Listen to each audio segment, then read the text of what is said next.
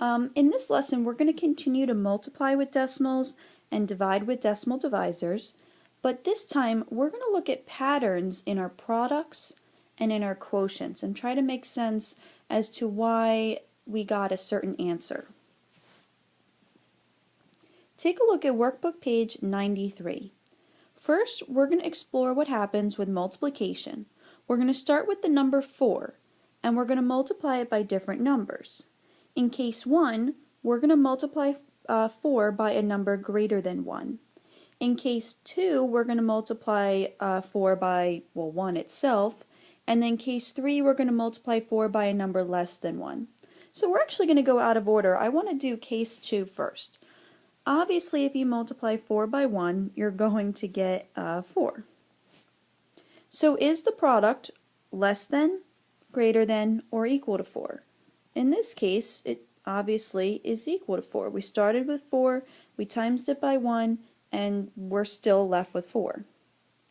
Now, let's go over to case 1. What if we want to multiply 4 by a number greater than 1? For example, 4 times 1.5. Well, you know, if you ignore the decimal point, you're basically doing 4 times 15. That gives you 60, 1 decimal place. That means I'm going to get 6. And that makes sense, right? When you multiply, you always think, okay, the number's supposed to get bigger, right? So 4 times 1.5, I'm supposed to get a bigger number than what I started with. Is the product less than, greater than, or equal to 4? In this case, we are greater than 4. We started with 4, and now we're bigger than it. We ended up with 6. Now let's see what happens with case 3. Now we're multiplying 4 by a number less than 1. So let's see, 0.5 or 5 tenths times 4. Ignore the decimal point, that's going to give me 20. And I have 1 decimal place, which means, oh, look at that. We started with 4, and we multiplied it by 5 tenths, and we ended up with 2, a number less than what we started with, less than 4. That just goes to show that when you multiply, you don't always end up with a bigger number. Multiplication may give you a smaller number than what you started with if you're multiplying by a number less than 1. If 4 times 1 is 4, 4 times any number less than 1 must be less than 4. Now, let's look at the bottom. Let's do this with division now. Same setup, but let's see. I want to go with case 2 first, just like we did last time. We're going to divide 3 by 1. So if I have 3 cookies and I'm going to divide them amongst one of my friends, well, I guess that friend's getting 3 cookies, right? You should know that any number divided by 1 is itself. So in this case, we started with 3, we divided by 1, and we're still left with 3. Let's go over to case 1. Now, most of the time when you think of division, you probably think, okay, the number's getting smaller, right? I'm dividing it up. It should get smaller. So here, I'm dividing 3 by a number greater than 1. So I'm going to do 3 times 1.5, or 1 5 tenths. If I move the decimal point once to the right here, move the decimal point once to the right there, that means 30 divided by 15, which is 2. So in this case, I got less than what I started with, right? Less than 3. So that's what I expected to happen. I expected to get a number less than what I started with. If I started with 3, I got less than that. Let's see what happens when I divide 3 by a number less than 1. So I'm going to start with 3. I'm going to divide it by 5 tenths, move the decimal point over once. And now I have to do 30 divided by 5, which is, look at that, 6. So this time, the quotient is actually greater than what I started with.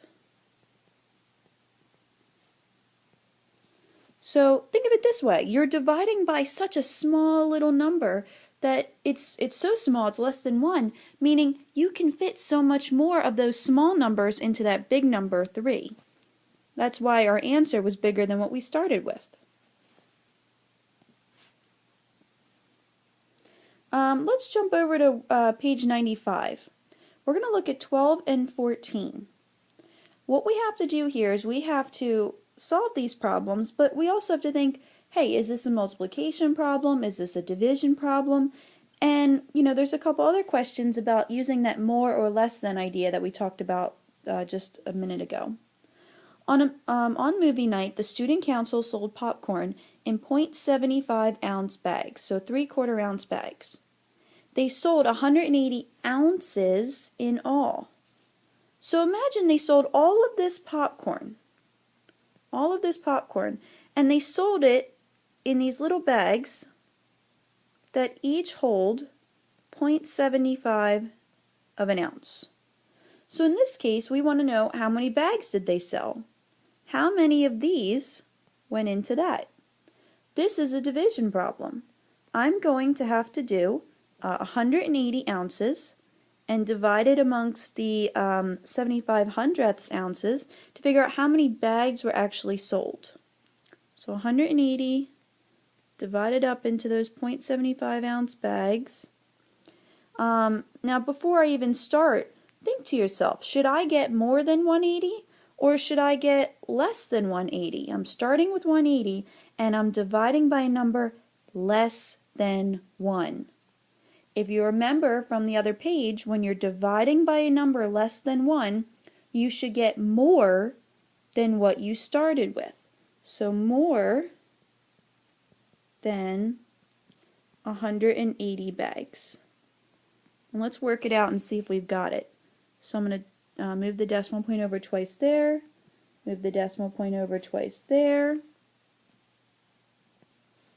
And let's see, 75 can't go into 1, can't go into 18, but can go into 180 2 times, and that would give me 150. Subtract, bring down, and 75 into 300 would be 4 times. That would give you exactly 300. Subtract, bring down, and 75 goes into 0, well, 0 times. Subtract, bring down, well, really nothing to bring down. I have 240. They sold 240 bags. Let's take a look at number 14. A tabletop is 1.7 meters long and 8/10 meters wide. And if you look underneath, it says, is the area more or less than 1.7 square meters? So they're talking about area of the tabletop. I'm going to assume, since we've got a length and we've got a width, I'm going to assume that this table's a rectangle. And you know that area is equal to length times width. So I would have to do 1 7/10 times 8/10. Now before I even begin, let's think about this. Should my answer be more than what I started with, more than 1.7? Or should it be less than 1.7? We're multiplying by a number less than 1. So you know 1.7 times 1 would be 1.7. So 1.7 times a number less than 1 should give you less than 1.7 square meters. Oops, that looks like a G and that was supposed to be a Q. Okay, so let's actually do the multiplication and find out. So I'm going to ignore the decimal points. I'm going to multiply like I normally would. And I've got 1 decimal place, 2 decimal places total. So I end up with 1 36/100 square meters, which is less than 1.7. Okay, so here are the takeaways. Remember, with multiplication, if you're multiplying by a number greater than 1, then yes, your product is going to be greater than what you started with. That's probably what you're used to seeing, I guess. You're used to multiplying by numbers greater than 1, or even just with 1. But when you multiply by a number less than 1, you're going to end up with a product less than what you started with. And with division, it's the opposite. You're probably used to dividing with a number greater than 1. So you always ended up with a smaller quotient, right? Your quotient was always less than what you started with. But if you're dividing with a number less than 1, your quotient is going to be greater than what you started with.